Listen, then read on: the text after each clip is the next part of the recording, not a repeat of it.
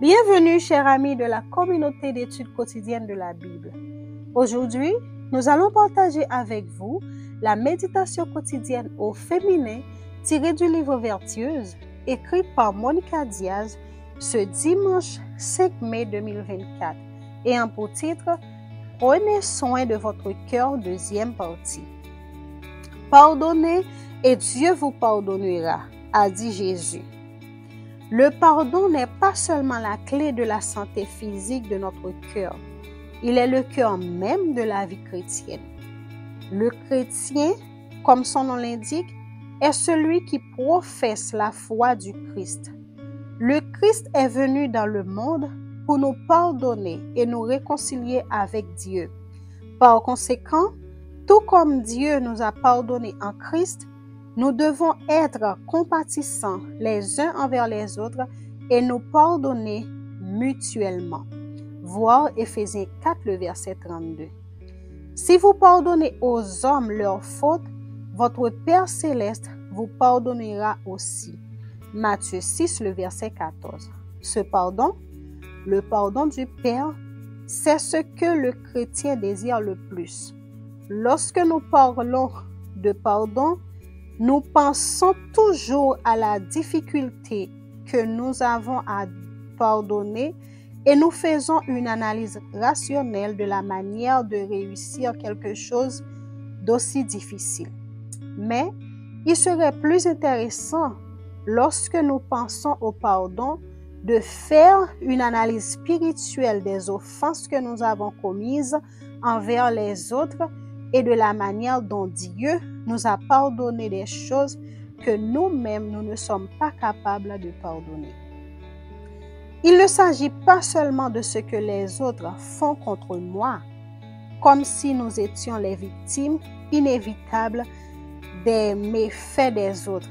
Il s'agit aussi du mal que nous faisons, en faisant des autres les victimes de nos erreurs.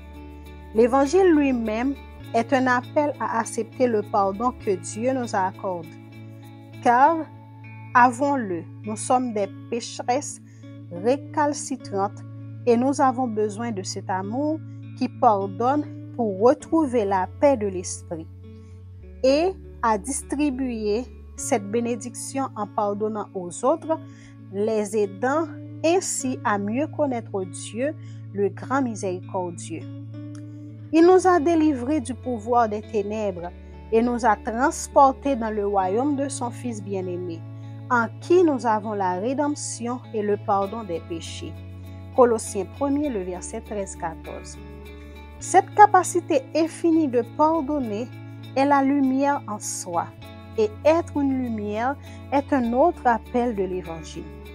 Que votre lumière brille ainsi devant les hommes, afin qu'ils voient vos œuvres bonnes et glorifient votre Père qui est dans les cieux. Matthieu 5, le verset 16. Nous devenons lumière à mesure que nous reflétons le caractère de Dieu. Et ce caractère, par-dessus tout, miséricordieux. Qui est Dieu comme toi, pardonnant la faute et passant sur le crime? Car il prend plaisir à la bienveillance. Être une lumière pour sauver les autres de l'obscurité, comme Dieu l'a fait un jour pour nous, est un merveilleux privilège. Pour briller, il faut pardonner. Le pardon est donc intimement lié à l'amour qui doit imprégner la vie chrétienne. Notre lumière augmentera à mesure que le pardon deviendra notre plus grand plaisir, c'est-à-dire notre façon de vivre automatiquement ce qu'est l'amour. Nous pouvons commencer par cette prière. Seigneur, enseigne-moi à refléter ton amour à travers le pardon. Pardonnez-vous réciproquement, tout comme le Seigneur vous a pardonné. Colossiens 3, le verset 13.